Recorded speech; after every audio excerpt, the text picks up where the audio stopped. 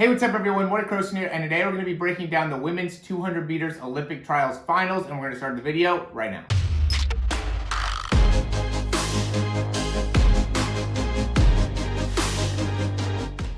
Okay, so I think we were all super excited for this race just because the big question was with Gabby Thomas and Jenna Prandini, who was going to end up winning this race. Both of them were doing so good leading up to this, and they were both the favorites going in. And, we all kind of know what ended up happening here where Gabby Thomas ended up winning. But, we want to just go into the breakdown and see really what happened. There's a lot of great women that were lined up for this 200 meter, but really those two were the big question mark. And it's, Gabby Thomas, what's not to love about her? Went to Harvard, just tell such a hard worker. And she's is just so great at sprinting, right? I mean, when you watch her and see her performance, it's hard not to love everything that she's able to do. But, big thing that stands out to me is she has just got such a strong start. She's a little wide with those arms, right? But you could just tell she's just doing a great job of building. And you can see Jenna Prandini does a little bit better, in my opinion, of being able to get out. She's a little bit quicker in getting out,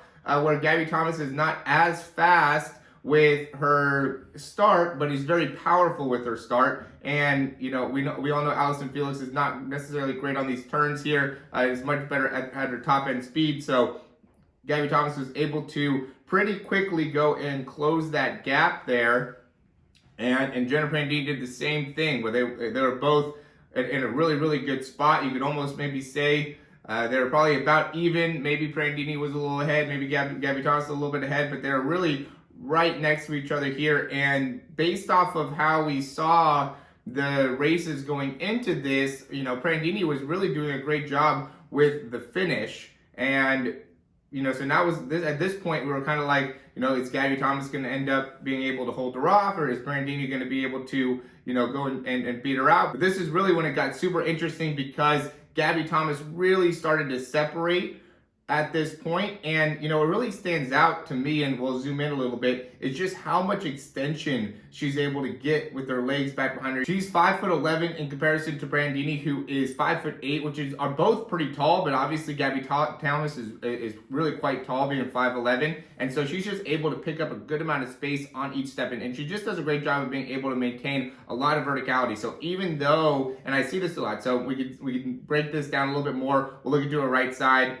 Lands 4:48 essentially, and is off by 58. So she's got that sub 0.1 for contact time that we're always looking for. And even though she really is long with how she allows that leg to kind of cycle back, typically we see really fast knee drive here, especially out of women like Sha'Carri Richardson, who really quickly, as soon as she presses off, is driving that knee right back through. Gabby Thomas has a little bit more height, so when she's pressing off, she has a little bit more of a cycle where she's allowing that leg to come back around and then really is able to reach. And because of her timing, is still able to land with that leg fairly straight. And this really ends up being a key thing and really a difficult thing to be able to achieve. I know this just because I'm working on it myself, and being able to really land with that leg so straight up to be able to maintain such a great posture. Because you can see as she's landing here, she has so much stability within her ankle and lower leg. I'm just going to quickly interrupt this video just to say, if you've liked the information so far, go ahead and click that thumbs up down below. Subscribe to the channel if you haven't already. And if you have any questions, comments, or recommendations, you can leave those down below. We'll hop right back in the video. Her whole leg maintains a basically straight knee extension, right? There's really no knee bend as she's landing. She just goes and presses right back off. So she's able to maintain a lot of height there, and that also increases how much distance she's able to pick up per step. Now, Prandini does a great job of doing that as well. She has a little bit more knee bend,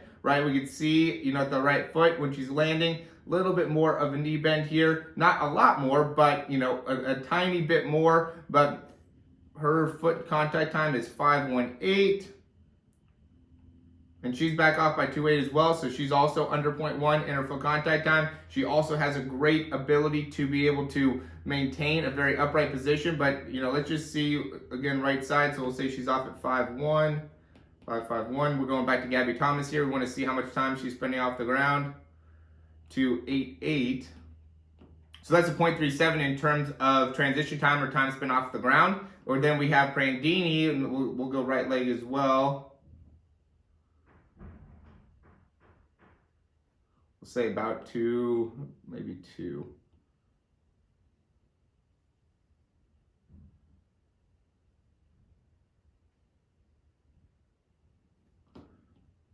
Probably 5'9".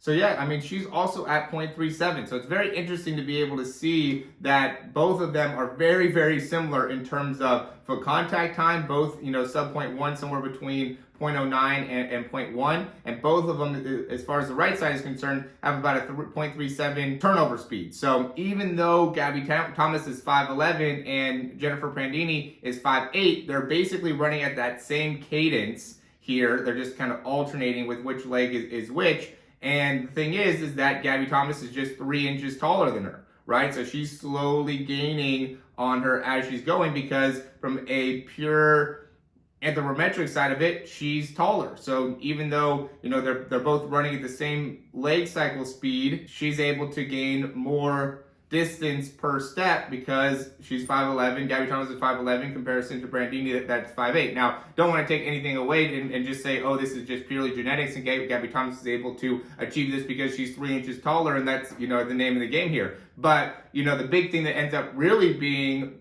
what makes her great is the ability to be able to maintain that type of mechanics. It's not easy to be a taller woman and be able to, or a taller athlete in general, taller sprinter in general, and be able to maintain that type of upright posture and great turnover speed. So she still has to work extremely, extremely hard to be able to get to that point of being able to cycle her legs like that and really be able to win these races by utilizing and sticking to great sprinting mechanics and great sprinting fundamentals. There's a lot of people that want to talk about how you need to get stronger and you need to hit the weight room and doing all this type of stuff. And yeah, you do need to have some degree of strength in order to run fast, and it is important to be strong there. But if you don't have the right sprinting fundamentals, you're just not going to be successful as a sprinter. So, you really want to be able to concentrate on that. And again, guys, if you like this information, go ahead and click that thumbs up down below and subscribe to the channel. That really helps us out a ton. And as always, I do want to help you out as a sprinter. If you're watching this and would like to get the same type of breakdown, you could go ahead and check out the description to see how you could do that. We could either do it through Zoom session or through getting a sprint breakdown. The difference is Zoom session is just going to be a live session where you and me can go over your sprinting mechanics, your walking mechanics, some of your lifts, whatever ends up being the most valuable for your time. We'll be able to go into that and be able to give you drills, exercises, everything. It's just going to be a one-time thing for the Zoom session. For the speed breakdown, what you get is 4 weeks of exercises as well as these types of breakdowns. So I will compare your sprinting with, Jenna Prandini or Sha'Carri Richardson or whatever ends up being a similar style, and make it so then you can understand what we can improve within your start phase, within your drive phase, within your top end speed phase, to make it so you're really able to have a clear understanding of where you need to work on to improve your sprinting mechanics. I say this all the time, but people really don't understand the importance of your sprinting mechanics. They have to be great in order for you to be able to run these great types of times. It's not going to be something that you're going to be able to build in the weight room. You don't build great sprinting mechanics in the weight room. You have to build great sprinting mechanics by running, by doing different types of sprint drills, doing different types of sprint exercises, understanding what it is that you need to improve on. If you just are trying to only improve your speed, you're not going to be able to get the same type of improvement as if you can improve your speed as well as your mechanics. Right now, personally, I'm working to be able to run like a 10.5 in the 100 meters, but I'm focusing only on my mechanics. So I don't even really want to improve my speed. I want to be able to focus on my mechanics right now because I don't love where my mechanics are at. And I know that if I just focus on speed, maybe I can get down to 10.8, 10.7, whatever the case may be, but that's a short-term thought in terms of what it is that I'm trying to build. I'm trying to build long-term. In order to be able to actually achieve 10.5 and even, get below 10.5, I have to be able to focus on mechanics. So to me, mechanics come first and then comes the weight room and being able to improve there. But it ends up being a relationship that one builds off of the other. And if you don't put a focus on mechanics, you're just not going to be able to maximize your potential as a sprinter. So I highly, highly recommend you guys checking out the description, make it so we can look at your mechanics, make it so we have a better understanding of what it is you need to improve. Because if you don't know that, if you're not looking at this all the time, looking at that actual video of you sprinting all the time, you're just not going to be able to really get the full potential out of your sprinting. So we want to be able to really put a focus on that in order to improve your speed. And that's what the performance side is all about. So go ahead and check that out down in the description. And as always, thanks for watching. Talk to you soon.